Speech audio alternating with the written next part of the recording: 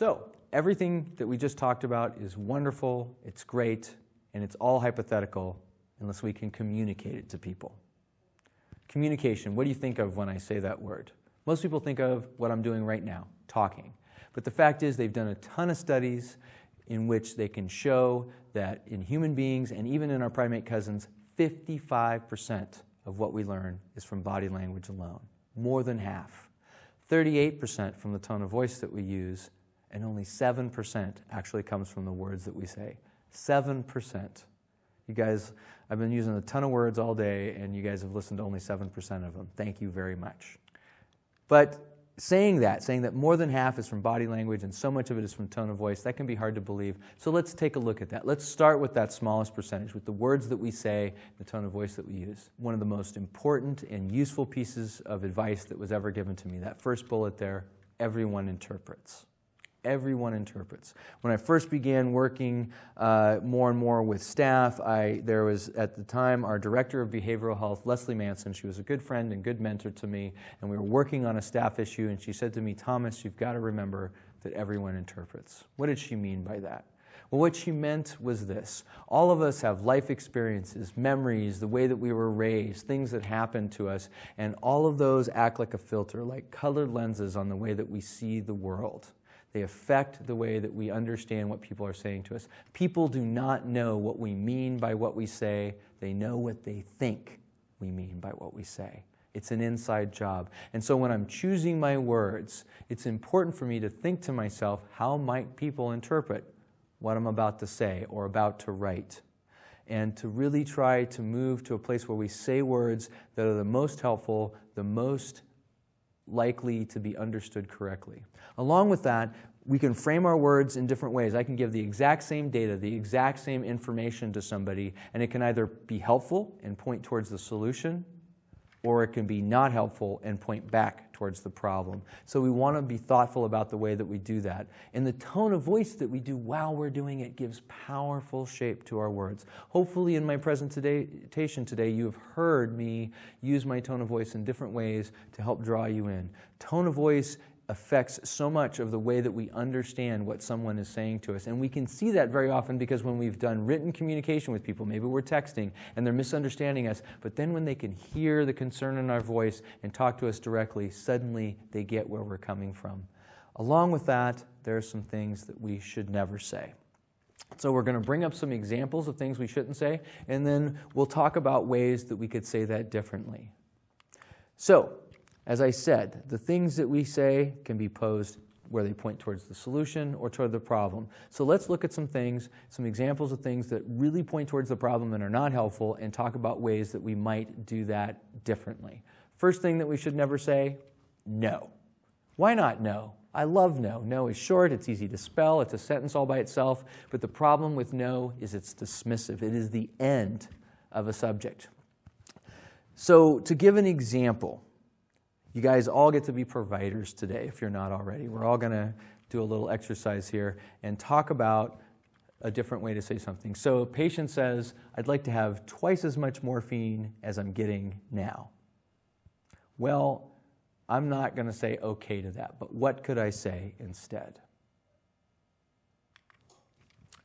Well, one of the things that I can do is I can offer options. Well, what I can do is get you hooked up with physical therapy to try to target that part of you that's really hurting. Let's send you back in for some imaging because it's been quite a while since we've gotten a good x-ray or an MRI of that spot. And then I'd like you to think about being referred to our chronic pain group where they can work with you and give you techniques to better manage your pain with the medication you're already taking. And let's try that for about 6 weeks and then get back together and see how it's going. See, I said no without ever saying it. The next thing is, that's not my job. And it might not be your job. You're just the lucky person that they're asking for help today. What's wrong with that's not my job, especially if it's true? Well, it still also sounds dismissive. That's not my job. Good luck figuring out whose job it is. It's not helpful. It's only pointing towards the problem and not towards the solution. What could we say instead? How about, let me connect you with the person who can best help you with that? Let's show a commitment. That points towards a solution. If it's not my job, but I know whose job it is, let me see if I can get them hooked up so that person can go on the next step of their journey. I don't know. There's another one we should never say. Why not? I don't know. Well, I don't know isn't helpful. I don't know leaves things as a mystery. I don't know. That's a good question. Hey, if you find out the answer, can you give that to me so I can give it to the next patient? I don't know doesn't show any commitment to getting them what they need. What could we say instead? That's a good question. Let me try to get the answer for you. We want to show that we're interested in doing that.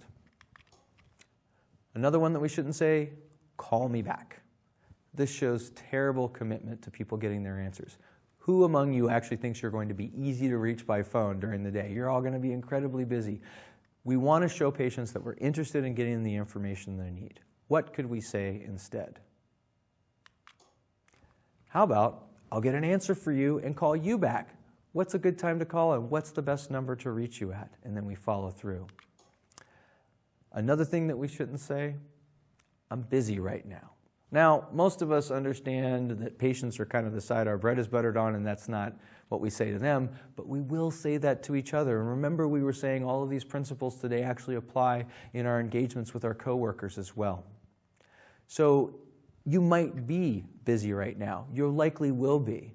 But remember what we said earlier, and what is a different way that we could go ahead and address this? How about, I'll be with you in just one moment. I need to finish this first, and then I'm glad to help you. Or better yet, remember earlier we said, live body in front of me, live body on the phone trumps other work, and I can turn to someone and at least take a moment and find out what it is that they need, and maybe I can do it right away and say, what is it that I can help you with?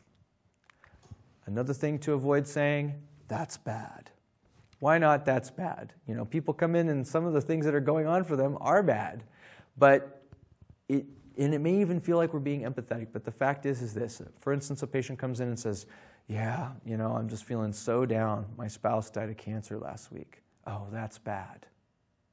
What we've really done is we've validated what's going on in their mind, because maybe in their mind they're saying, my life is so bad it's not worth living, and then we just agreed with them and made them feel like their life's not worth living. Or perhaps the person comes in and says, your stupid medical assistant got it all wrong and now I don't have any medication to take on my trip. Oh, that's bad. That's the same as saying, yes, our stupid medical assistant got it all wrong and now you don't have any medication. Sorry about your luck. So what is another way that we could empathize and express that we understand that their situation is difficult for them? How about, I can hear that you're frustrated with that. I can hear that that's making you sad. Let's see if we can find a way to help. Let's point away from the problem and point towards the solution. And one of the things I want to caution you about particularly is using phrases like, oh, I understand. People are intuitive. Human beings know when we're just saying that versus when we mean it. Unless you have had that experience they're going through, we shouldn't be saying to them that we understand, because we don't. They will know and they won't be able to engage with us as much because it will bother them. Another thing that we should avoid saying, it's not my fault. And it may not be your fault. They may be upset and you just happen to be the person there that's receiving the complaint. But the point is that it's not my fault is not helpful. It's not bringing anyone closer to a solution. What could we say instead? How about, let's see what we can do to help resolve this. Let's just point towards the solution. Very often people feel like saying, I'm sorry, when these things come up. And it's because they're sorry for the person and they feel empathy for them. But we want to be careful about using the phrase, I'm sorry, because very often that's taking responsibility for the situation, and it may not be anybody's fault. And so we want to just go ahead. The problem stated. We don't need to keep circling back to it. Very often when people are upset, they get stuck coming back to the problem because they've had a lot of time to consider it. We want to help point them in the direction and show them that there is a solution possible. Another phrase we want to avoid is calm down. Honestly, this should be illegal in the English language. You should be fined every time you say it. When you say calm down to someone, you are basically saying to them that what you feel right now is not okay. It's not legitimate.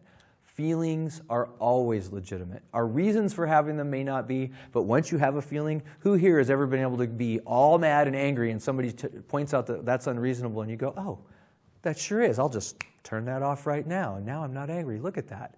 Of course not. We want to be able to understand that. If you've never said calm down to an upset person, go ahead and try it sometime and see how that works and let me know. But honestly, we want to be careful about this because people are upset and they feel legitimate in being there. And calm down also includes things like breathe, take a breath, chill out, relax, all of that. Those are all the same thing. What could we say with an upset person instead?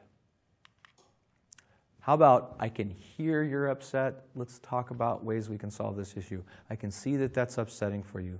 Let's see if we can't find a way to solve this. In other words, let's really acknowledge that they're upset and then move on to what can we do about it. And the real key when people are really upset, when people are really excited, when they are angry or unhappy with what's going on, one of the most powerful things you can do is the use of your tone of voice. If every time a person is upset and angry and everyone they engage with talks to them in a calm and friendly manner with a tone of voice here, their body will do something called mirroring that we'll talk more about in a minute, and they will actually come partway down to meet us. Without even knowing it, you will cause them to calm down. So, along with this, we've talked about our tone of voice, we've talked about the power of the words we use, but still 55%, more than half, is carried by our body language. Our body language can either support the words that we're saying or can actually contradict it, and many types of body language that we use are only understood within certain cultures and are not understood by other people. And so it can be confusing for folks depending on what we're doing. We really want to look at how powerful body language is in presenting that. One of the opportunities that I had over the years at Open Door is I was able to be a candidate for a program called the Clinic Leadership Institute through UCSF Center for Health Professions. And during that time, they both gave us training in being presenters, which I don't know what kind of student I was, but we also got to see some of the most compelling and some of the not so compelling presenters from across the United States on the hot topics of healthcare. And as people began to talk to me about the importance of body language and tone of voice and story and how it all wove together, I began to really watch those people who drew me into their presentation and who were compelling to me. I would often go and see speakers talking about subjects that I wasn't even that interested in, but by the end, I was talking with everybody about it because of the way, whether conscious or otherwise, they used their facial expression, their body language, their tone of voice, and the words that they chose to make people part of that story. So as we look at this, it still seems like a lot to say that more than half of what we learn and what we communicate to people comes from body language. Well, I'm kind of a put-up or show-up guy, so let's take a look at some examples. We're going to show you some pictures here. There's not any subtitles, there's no audio, but what are they saying to us? Look at that one. That's pretty obvious, right? WTF. I don't think anyone has a hard time understanding where she's coming from. How about this one? Oh, there we go. I don't know. Look at that. Lab coat on and everything, $150 an hour. That's not quite what we want to see, but there we go. How about this one? I'm sure you all can imagine. I've seen that quite a few times in my life. This symbol is now almost universally recognized across the world because of the internet and movies and interaction between cultures. How about this one? Really dismissive, right? Talk to the hand. How about this one here? Okay, that one's kind of interesting. So either somebody's about to get very lucky, or maybe if we have a nurse or a provider in the room, can they assess that person for stroke? I'm really worried about the drooping on the left side of her face. Or maybe she's trying to be buddy-buddy, you know, kind of a conspiratorial wink. So are you going to go ahead and get that prior authorization done for folks? Of course I am. What I'm telling you is actually something different than my words are saying, and that's the point of this, is our body language can contradict what we say. Winking at somebody may actually tell them I don't mean what I'm saying. For many cultures, they do not recognize this as a form of legitimate body language. They wouldn't know what you were doing, and they'd be confused by it. So it's important for us to keep our body language fairly neutral, especially when we're dealing with cultures that we're not familiar with. How about this picture here? There's a ton of body language going on. First and foremost, forgive me for doing this, but who likes this? Nobody, right? It is an interesting fact that only human beings and dogs understand that this implies information on the other end. It's so deeply wired into us that when babies are growing up, if at a certain point they cannot follow and look where you point with a pointing finger, we know that there's something wrong with their brain, that they're not developing properly. So it's a very powerful gesture, and we really need to keep it out of the language that we use. And let's look at her body language right now. What is she telling us by that? She is closed. She is not hearing him. If he would just explode and splatter on the wall right now, the world would be a better place. She is not communicating with him. And what is he telling us with his communication? Look at that. He's telling her, I'm better than you, you're wrong, you're less than. Is this picture showing us good communication? No, and we don't even have to hear their words to know that. And how about this one? Okay, yes, super high on the creepometer. This guy needs his remedial sexual harassment training and his walking papers. Don't call us, we won't call you. But the reason we bring this image up is actually to talk about a very important topic here, which is personal space. Every human being needs it. Every human being needs more when they're angry or upset or not feeling well. And we really need to be conscious of asking people's permission before we step inside of it. Our job requires us to touch people, to come close to people, to look at people. But we need to be thoughtful about their rights around it. Many of our patients have faced assault or trauma or rape. And stepping suddenly inside of their area can actually cause them to feel distant from us, even if they're managing those emotions well. For many people, it can set off some of the memory of that trauma. So, for instance, when I was a medical assistant and I needed to get someone's blood pressure, I would say to them, before I reached out, I would say, I need to go ahead and get your arm so I could do your blood pressure and your pulse. Would that be okay? And I would wait till they began to offer their arm before I stepped in. What's a good rule of thumb for personal space? Well, a little more than arm's length. And that can be a really good thing for a lot of reasons. First of all, you won't make anyone feel pressured. And second of all, if they're going to take a swing at you, well, you're too far away, right? So these are good things to think about as we're working with people and asking that permission to step inside their space. It can also be a little different from culture to culture. Some cultures have certain taboos about gender, and particularly about women when they're patients, and stepping into that, especially if you're a male provider or a support staff person. And so being conscious of those cultural issues around personal space as well can be important. Another piece about body language and tone of voice and the words that we use is mirroring. Mirroring has a big, long neurological name, but it's part of the method that our brain has of learning from our fellow human beings. And mirroring can also be a powerful tool in communicating with people. We can use mirroring the body language and tone and manner of the people around us to help actually create a sense of rapport. They will feel a greater sense of connection if we're meeting them part way with our body language. And we can actually use that body language change to change our own feelings. I can use my body language to make myself feel closer to someone when initially I don't. Now that seems like a lot, saying that our body language can change how we feel. But the fact is, it really can. Let me give you an example. What happens to our breathing when we're excited or angry or upset? It becomes shallower and faster. What happens to my emotional state if I breathe more slowly and take long, deep breaths? I calm down. My body language is changing my emotions and my feelings. We can use that in order to create a sense of closer connection between ourselves and our patients. So let's take a look at some examples of mirroring. This is something that we typically do when we feel a lot of rapport with people. You can often see examples of it while you're sitting around with your friends. But let's take a look at a basic example first before we discuss it more. So here you can see a group of people. They're feeling rapport with each other. They are crossing a busy New York City street, which means they are targets for taxi cabs. And one person yawns, and now everybody's yawning. And it's a good possibility one of you is yawning right now, because about 5% of the population will yawn when they see a picture of someone doing so. So let's look at a better example. Look at these two people.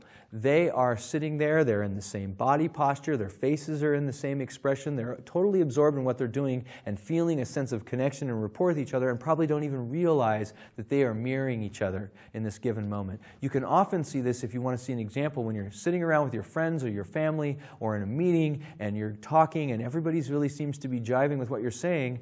Go ahead and cross your arms or uncross your arms and watch the ripple of movement of people who actually mirror your body language around the circle. It can be a useful way that you can tell who actually is in accord with you, and so on. And we can use that also to let people know we're in accord with them. Along with that, let's take another example of mirroring. Look at these two folks. They are experiencing something out here, and yet they are feeling so much rapport and connection with each other in that moment that they are doing the same body language in the same moment. And how about these guys? Oh, no, she didn't. Oh, yes, she did. They probably don't even realize in this moment that they are mirroring each other, that they're in the same body posture, they got their chips there, that same facial expression, and it looks like their moms call in the morning to make sure they wear the same shirt. But really, the fact is they're feeling that connection, and so they're mirroring each other's body language. They've been teaching this for years in business schools about a way to manage up, to connect with your superiors and your coworkers. So we have a guy who's trying it here with his CEO, and if you take a look at that, you know, he forgets that his CEO went to business school when he was in diapers and is probably thinking, great, another suck up. And just in case you didn't think famous people did it, here we have, you know, our two leaders here of the free world. I don't know if them doing facepalm is a good thing, but, you know, no nukes went off. We're all still here. And just in case you thought it was only human beings that do mirroring, you can see that these two had a rough day on their set, and they're doing a little bit of mirroring as they feel rapport in that given moment.